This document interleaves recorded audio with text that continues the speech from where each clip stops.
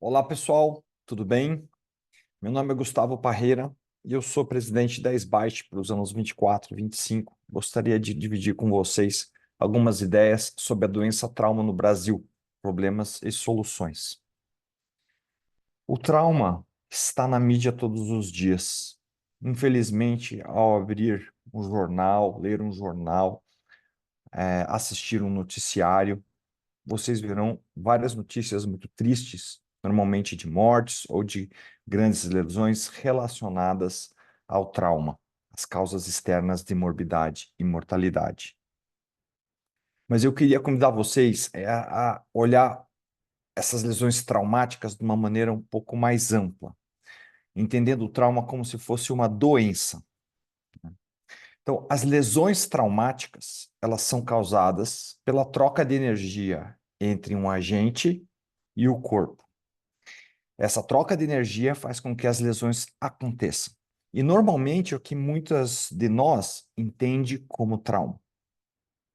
Contudo, para que essas lesões aconteçam, há vários fatores predisponentes a isso. Então, fatores que são educacionais, socioeconômico-culturais, que determinam violência, né, que são agressões intencionais, ou acidentes, que são as não intencionais, e que utilizam de algum de agente por trauma fechado ou penetrante, que acabam nas lesões traumáticas que nós observamos. Então, existe um fluxo até que essas lesões aconteçam, né? Enquanto houver grandes desigualdades, por exemplo, em nossa sociedade, teremos violência. Enquanto tivermos falta de cultura, falta de educação, nós teremos acidentes. E assim por diante, abrindo uma possibilidade grande para medidas de prevenção nesse caso. Contudo, uma vez que as lesões acontecem, o trauma não tem limites, não é uma doença, ela não é uma doença de um compartimento orgânico apenas. Ela é multissistêmica e vai acometer tantos órgãos quanto a energia for capaz de lesar. Membros inferiores, tronco, fígado, vasos, coração, enfim. O que vocês veem nesta tela é exatamente a quantidade de órgãos que essa lesão pode fazer. Bom, felizmente, a maioria dos traumas, das lesões traumáticas, são leves. Então, os eventos, né, que acontecem de troca de energia, os eventos traumáticos, originam lesões menores, né? As lesões moderadas são mais raras, as graves também, e as lesões críticas e mortes são apenas a ponta do iceberg, né? Então, para cada lesão que leva um paciente a óbito, temos várias, né, que são críticas, resultam em hospitalização, sequelas, outras que nem sequer necessitam, né, internação, mas que levam o paciente ao pronto-socorro. Então, se você analisar a doença trauma como um todo, você vai ver que é uma pirâmide de gravidades, que resulta em consequências, né, consequências graves, que são mortes, deficiências permanentes ou parciais, ocupação de leitos hospitalares, custo de tratamento. Enfim, essas consequências muitas vezes não são tão claramente observadas, né? Uma vez que as lesões traumáticas chamam muito a atenção. Contudo, essas consequências são parte da doença trauma e precisam ser entendidas como tal, para que a gente possa enfrentar o problema diretamente. Por exemplo, um doente como esse, gravemente complexa, de uma maneira complexa, um traumatizado complexo, com amputações, perda de membros, né? Intervenções cirúrgicas, grande tempo em UTI. Quanto tempo esse paciente vai ter para sua recuperação? Quem vai cuidar dele até lá? Quais são as condições de trabalho que ele vai ter quando for reabilitado à sociedade? Quem vai contratar esse paciente?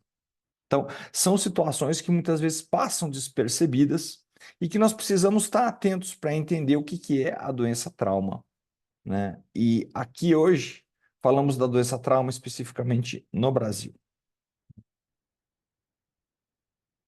Vamos falar das mortes por trauma, né? O DataSUS, em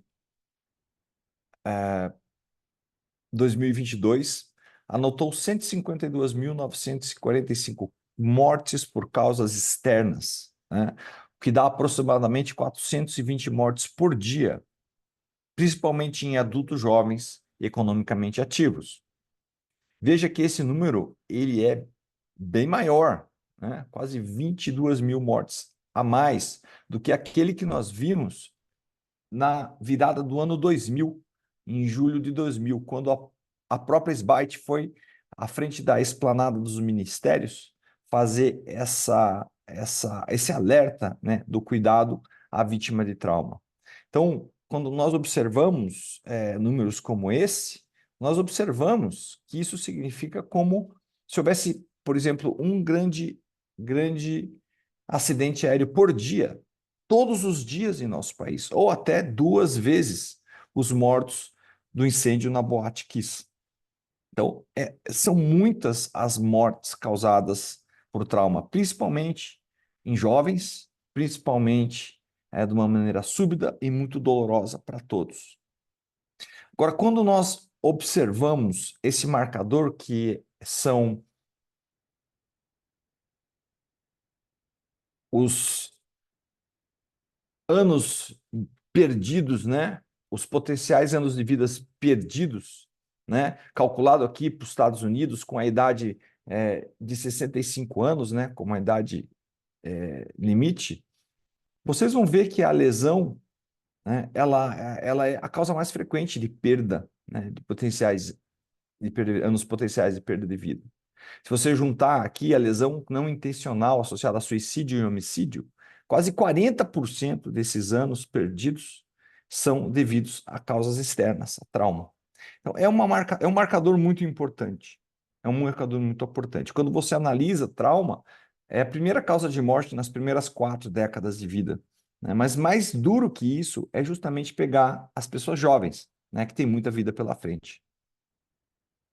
A incapacidade também precisa ser considerada, seja a incapacidade temporária, seja a incapacidade permanente, né?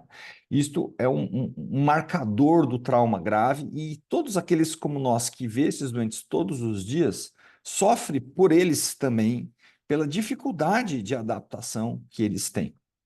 Agora, se vocês observarem do ponto de vista do Estado, aqui pegando apenas um boletim de um dos meses, né, de 2022, vocês vão ver que várias, né, somando aqui os valores de repasse de alguns, né, benefícios aqui, como, por exemplo, auxílio acidente, aposentadoria por invalidez, auxílio...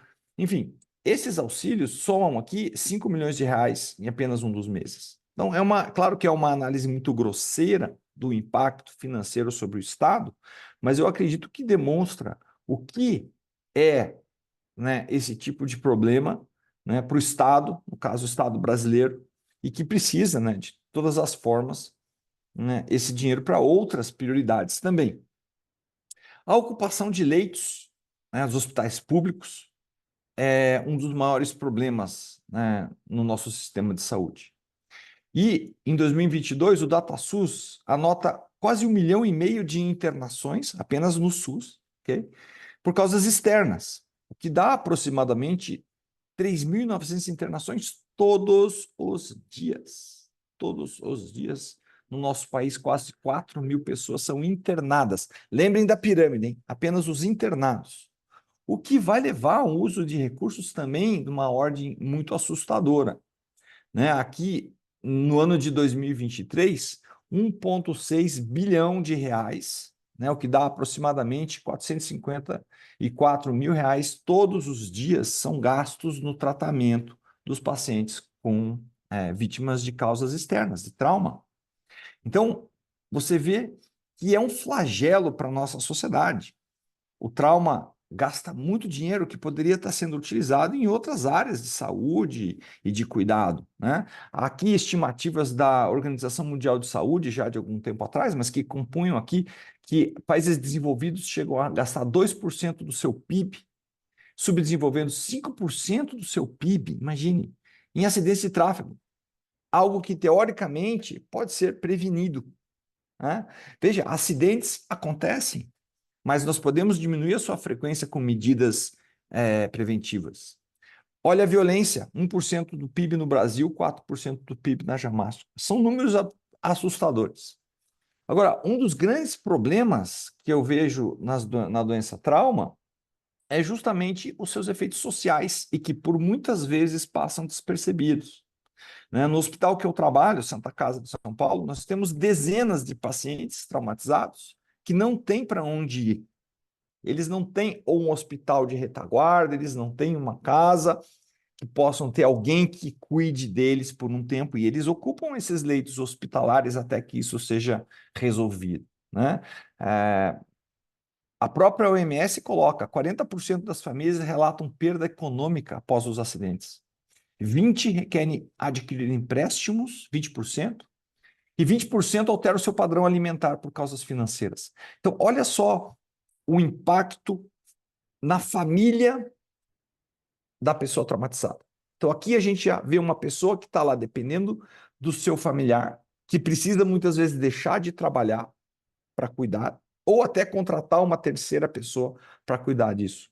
Isso é frequente, é dia a dia que nós conversamos no hospital e por muitas dessas situações que os pacientes não conseguem ser deshospitalizados. Isso precisa ser computado no que é a doença trauma e por que nós precisamos enfrentá-la de uma maneira séria. A OMS coloca aqui várias consequências a médio e longo prazo, né? Como, claro, distúrbio de mentais, comportamentais e até, né, morte, disability, suicídio, enfim, uma série de coisas, de doenças, de desarranjos que não são muitas vezes atreladas à lesão traumática. Então, quando nós falamos de consequências, eu escrevi em vermelho e grande para que seja muito claro que as consequências elas são seríssimas para o indivíduo, para o sistema de saúde, para o Estado, para a sua família, para a sua sociedade, né?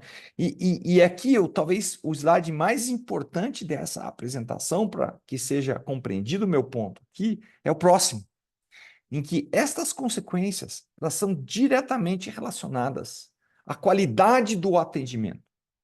Enquanto a prevenção, enquanto a doença trauma me oferece oportunidades de atuação na prevenção, ela também me oferece oportunidades para diminuir as consequências à medida que eu melhoro a qualidade do atendimento. Contudo, trauma não é fácil. Quando nós temos um sistema maduro de trauma, a análise dos seus resultados é parte do sistema de qualidade que é educativo. Então, existem vários trabalhos na literatura de países que têm sistemas maduros de trauma desenvolvidos, já de muitos anos, analisando esses resultados.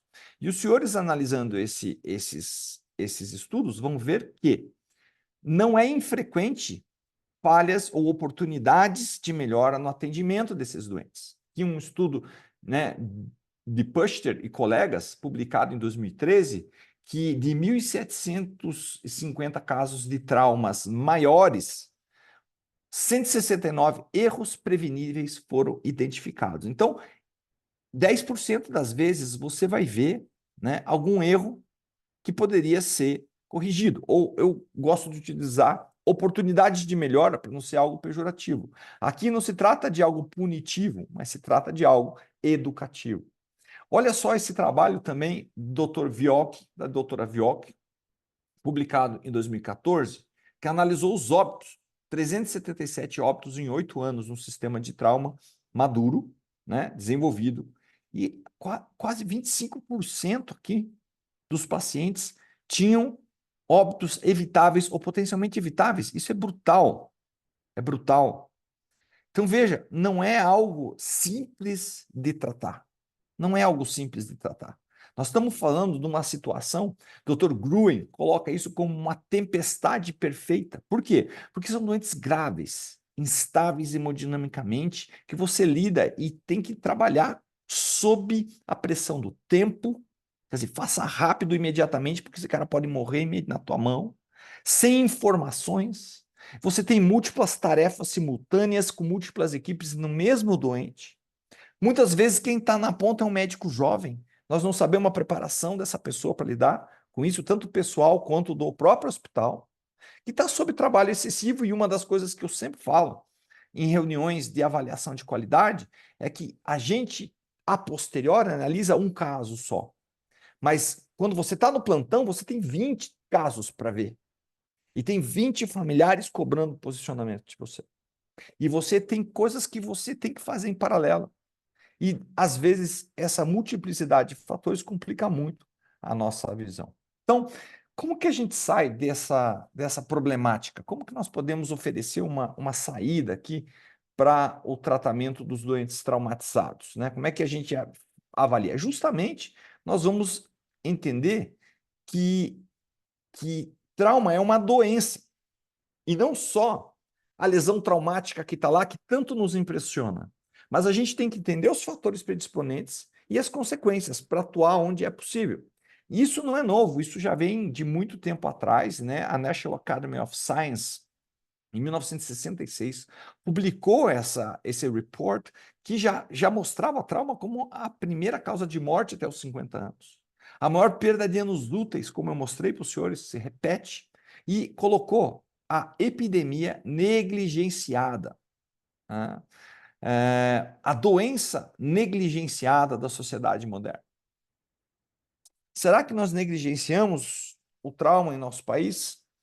Eu acredito que nós tentamos ao máximo ajudar, mas o problema é muito complicado, né? Como é que nós vamos agir?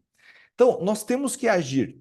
Claro, as lesões estão aqui antes das mesmas acontecer, com medidas preventivas, e após as mesmas, né, no sentido de avaliação de tratamento pré-hospitalar, hospitalar e na reabilitação. Esses são os pilares que nós vamos ver no que se chama de sistemas de trauma.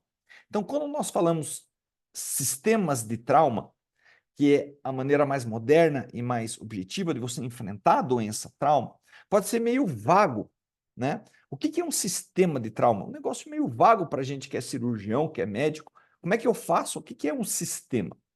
Na verdade, né, o sistema de trauma é um esforço organizado e coordenado em uma área geográfica para o tratamento completo em todas as fases, integrado do traumatizado. Então, existe uma integração do sistema de saúde que depende muito do suporte de políticas públicas de saúde. O que integra, né, todos esses pontos é a política pública de saúde. E aqui não é rocket science, está escrito, né? Existem guidelines, existem maneiras, a OMS tem um curso de como começar, tem papéis para ajudar você a desenvolver um sistema de trauma em seu país, né? O Colégio Americano de Cirurgiões tem algumas publicações que você pode ter, os Standards de Resource for Optimal Care do Injured Patients, que é um livro especificamente que vê essa parte intra-hospitalar, essa parte do hospital, como que você organiza a tua parte, mas você também tem, né, um Consultation Guide em sistemas de trauma, né? Que tem aqui elementos assistenciais que eu vou colocar apenas como claro, sem grandes intenções de ir a fundo, mas olha só, você precisa de uma autoridade que assuma essa integração. Isso não vai vir de um médico ou de um hospital ou de um serviço, não. Isso vem de uma autoridade que governa, que está ali naquela região e que precisa montar esse sistema. Obviamente precisa de funding, precisa de recursos, precisa ver como que você vai fazer isso relacionar. E aqui eu gostaria de que vocês notassem isso aqui, Trauma System Registry. E eu vou falar um pouquinho mais à frente por que é tão importante o registro de trauma nesses casos. Na verdade, o sistema de trauma, ele é uma integração desses 4 elementos. O elemento pré-hospitalar, hospitalar, prevenção e habilitação. Qual é o link desses 4 elementos? A qualidade. Os programas de qualidade, como eu mostrei para vocês naqueles 2 estudos, né, de sistemas maduros de trauma, é revisada e propostas de educação existem de uma maneira contínua. Porque justamente não é fácil atender o traumatizado. E se você não tiver um controle de qualidade muito rígido, você vai achar que está atendendo muito bem, mas no fundo não está. As coisas acontecem na calada da noite, muitas vezes você não está a par do que acontece no seu serviço. E você precisa, sim, olhar para o espelho. né? A qualidade é extremamente importante. Óbvio que tem que ter leis que segurem esse sistema junto. Essas leis são fundamentais para garantir a lisura do processo. Isso não pode ser alguma coisa que uma sociedade, uma pessoa, um hospital queira fazer. Ok, se você não tiver recurso, é bom fazer. Mas isso não vai durar. Isso não é duradouro. Isso não é persistente. E acabando aquela pessoa, acabando aquela governança, isso acaba. Então, a qualidade é extremamente importante. Porque com ela é que você vai fazer uma análise profunda do que está acontecendo. Você vai olhar seu rosto, você vai entender as fragilidades do seu hospital e do seu sistema. Porque a qualidade não está apenas direcionada a um hospital, a um atendimento, mas a todo o sistema. Desde a comunicação, medidas de prevenção, reabilitação, tudo é colocado num papel para saber se nós estamos atendendo bem. Sobre essa perspectiva. A qualidade nos dias de hoje não é algo punitivo, não pode ser algo punitivo, porque senão ela não tem efeito, né? O mais importante é a gente entender que a qualidade é uma maneira de você identificar oportunidades de melhora e aí atuar com medidas educativas, fechando o ciclo com nova análise posteriormente. E quando você analisa os resultados disso, você vai ver que existe muito, mas muita melhora de atendimento, diminuição de custos, liberação de leitos, enfim, é uma série de estudos que eu convido todos a ler. E eu queria colocar para vocês um saldo do sistema de trauma, que é o cirurgião de trauma. Quem que é o cirurgião de trauma? O cirurgião de trauma, ele é um profissional, ele é um cirurgião geral, mas que fez uma especialização em trauma. O cirurgião de trauma, ele não vai olhar apenas para a parte cirúrgica do doente. Ele vai olhar para o doente traumatizado como um todo, ele vai olhar para o trauma como doença como um todo.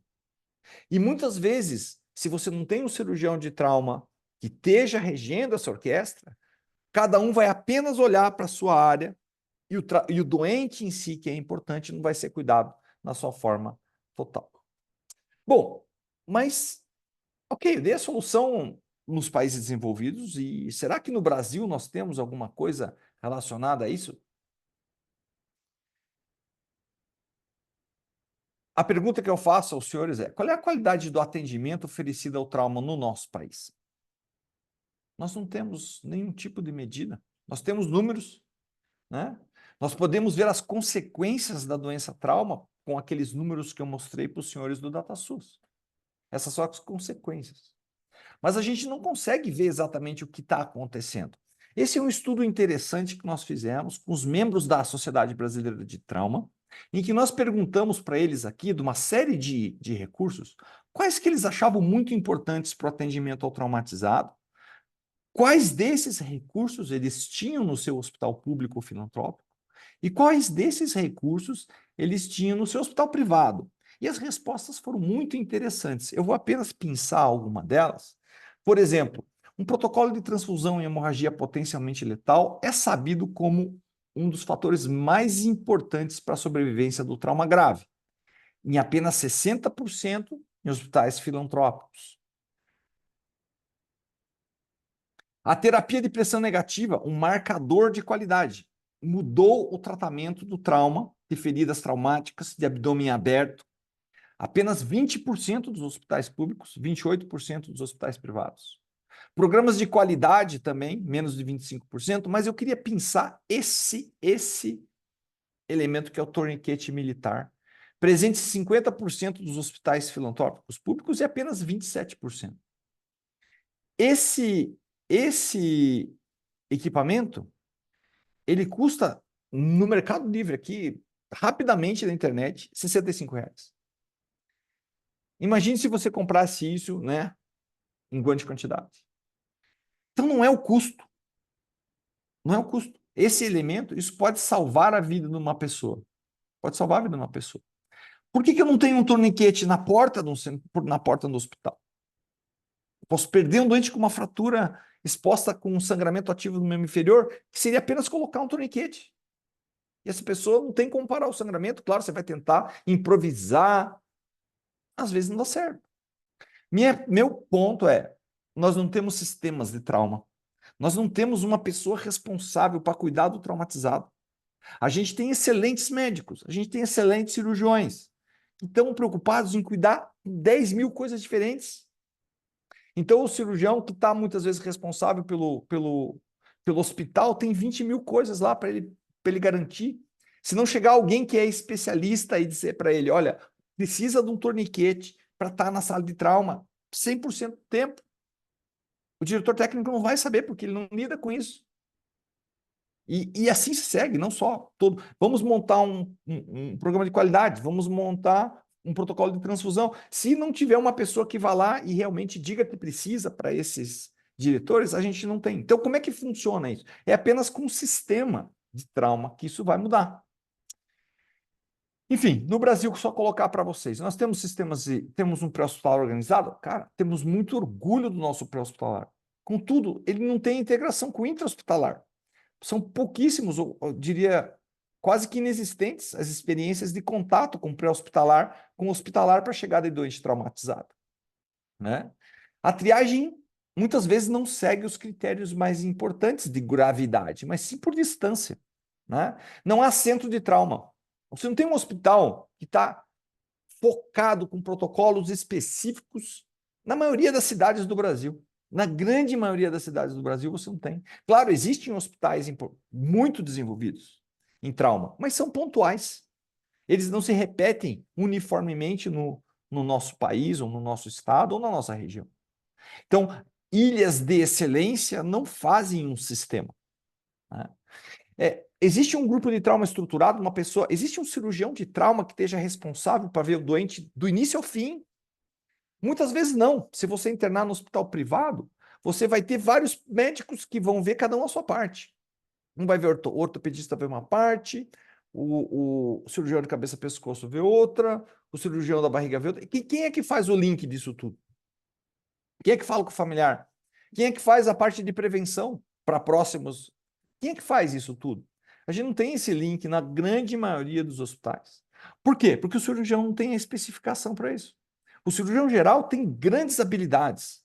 E ele sabe tratar trauma. Ele sabe tratar as lesões traumáticas, né? Mas ele não vê o doente dessa amplitude que eu passo para vocês. E sim, eu não tenho dúvida que um cirurgião que é treinado para atender trauma atende melhor que um cirurgião que não é treinado. Na medicina, tudo é treinamento, é questão de treinar, né?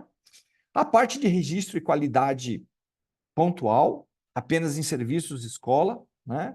E o suporte pós-hospitalar realmente deficitário na grande maioria do sistema de saúde. O cirurgião de trauma no Brasil, que é esse cara que olha com carinho para o doente traumatizado, não tem regulamentação da sua atividade no sentido que ele vê, né, dentro do seu meio quem não está preparado atender. Ele vê as consequências, os pacientes chegam no teu hospital com as condutas mais variadas e impossíveis, que você fala, mas poxa vida, como é que a pessoa... Ah, claro, a gente não pode criticar, que a gente não sabe a condição que a pessoa estava lá, mas certamente um treinamento em trauma mudaria a conduta da pessoa que atendeu inicialmente isso. Você não consegue convencer os gestores, tanto os públicos quanto os privados, de que trauma é uma doença que precisa de uma atenção primária e direta. Você não consegue, você não tem autoridade porque você é apenas mais um, né? Ali dentro daquele mundo de gente, com aquele mundo de funções a serem executadas. O que acontece? O cirurgião de trauma não tem um suporte financeiro, porque ele não pode dar plantão a vida inteira, provavelmente ele vai chegar uma hora que ele vai cansar. E os valores que são pagos ali não consegue sustentar uma família, né? Você não tem plano de carreira, você não tem aposentadoria. Então, muitos dos colegas que fazem trauma com gosto deixam o trauma para fazer outras coisas, outras especialidades. Bom, a SBAT, nossa luta, né, a Sociedade Brasileira de Atendimento Integrado ao Traumatizado, ela foi fundada em 1982 e pelo professor Dário Birolini, né? A gente tem vários presidentes desde então, né, até formar os seus 40 anos aqui há 2 anos atrás. E algumas vantagens, algumas vitórias nós tivemos. Primeiro, nós temos hoje um treinamento em cirurgia de trauma. Nós temos a residência em cirurgia de trauma, que eu estimulo todos a divulgarem. Sim, você pode ser treinado em cirurgia de trauma através de uma residência, né? Sim, você tem uma certificação, você pode ser Cirurgião de trauma, você pode ser certificado na área de atuação em cirurgia do trauma pela AMB ou através do seu diploma de residência médica. Ambas possibilidades te permitem um registro de RQE no seu conselho estadual de medicina, por exemplo. Você tem essa certificação e você tem uma prova para essa certificação, que é feita em conjunto com o Colégio Brasileiro de Cirurgiões, anualmente. A desse ano já tem essa inscrição. E temos uma grande vitória, que é a certificação por distinção no atendimento ao paciente traumatizado. Esta certificação foi desenvolvida pelo IQG, Instituto de Qualidade de Gestão, e a SBITE, e já há sim centros privados e públicos buscando esse tipo de melhoramento, porque a certificação nada mais é do que um aprimoramento no seu tratamento com olho específico no doente traumatizado. O que nos falta, gente? Nos falta o sistema de trauma. Nós precisamos do sistema de trauma como política pública.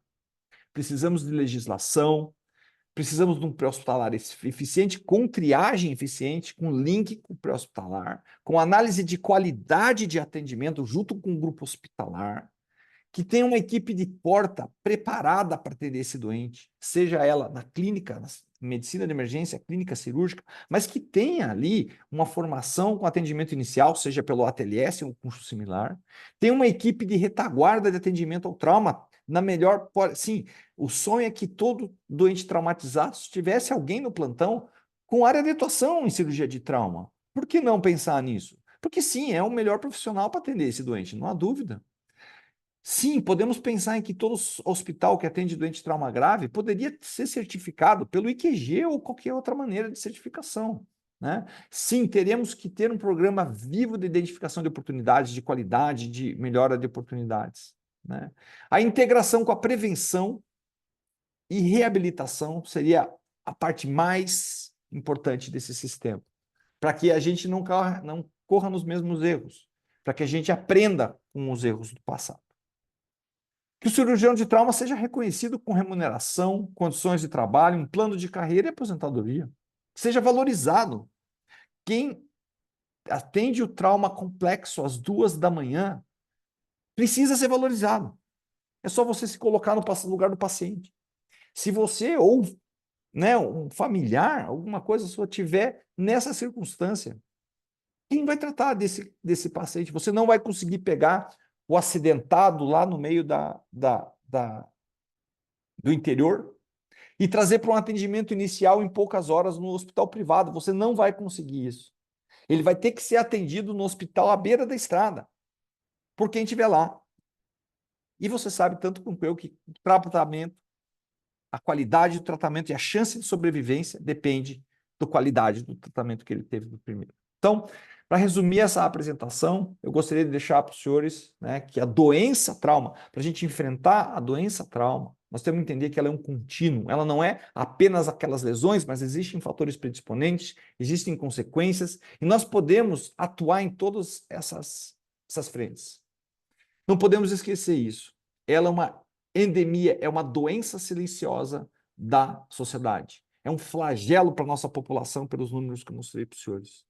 Nós precisamos de um sistema de trauma como política pública, precisamos de lideranças na parte governamental para que assumam essa responsabilidade.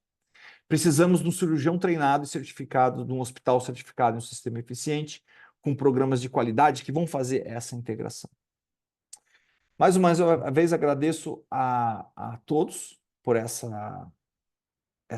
momento de atenção e que fique aqui a mensagem de todos, né, para estarem junto de nós na Sociedade Brasileira de Atendimento ao Traumatizado. Visite o nosso site, visite o nosso Instagram, nos procurem nas redes sociais e sim, levantem a bandeira do atendimento ao trauma no Brasil.